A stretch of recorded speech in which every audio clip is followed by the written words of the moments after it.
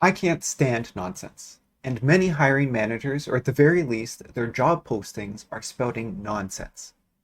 Now, this is about remote jobs. Now, we are in Indonesia, and my wife wants to start looking for work again because the baby is getting bigger, and she wants me to look after the baby, and she wants to work. So we're looking for remote jobs from around the world.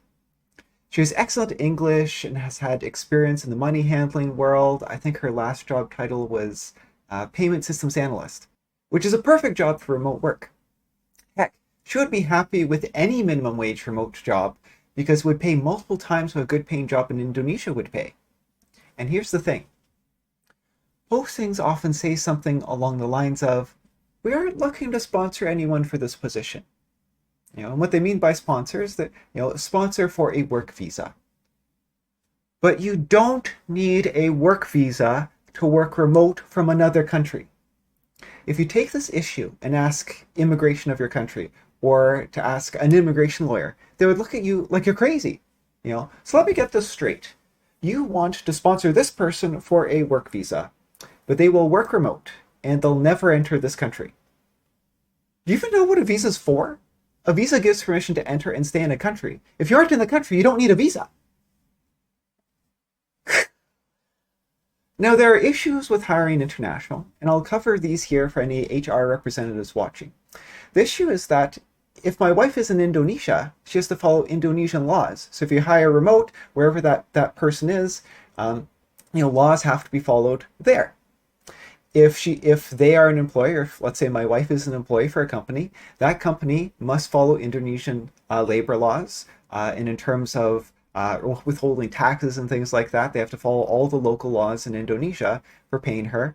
And in some countries, a company may have to register their company in that country because they're operating in that country. So the company paying her may have to register as a company operating in Indonesia.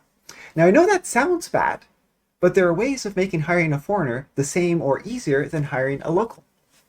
The easiest way to hire a foreigner is as an independent contractor or as a company. My wife could be a company called Anita's Financial Services. Now, the company hiring her services would pay her like you pay any other business expense like internet or electricity. Anita, or Anita's business, would be responsible for following her local tax laws. The next easiest way to hire a foreigner would be using a service called an employer of record, or EOR. This EOR basically does everything for you. The company can now treat Anita like an employee, but they send her pay to the EOR. And they are the ones who will pay her and have to follow the rules and laws. Now, sure, they take a fee or percentage of pay, but Anita would gladly give up 10% of her pay for 500% more pay. An international job would just mean the world to her. So I hope I got through to some HR people hiring to correct their thinking for these remote jobs. I'll tell one more story. I remember one job posting that just infuriated me. It was some California tech startup looking for specifically someone matching my wife's skills and experience. And it was almost exactly.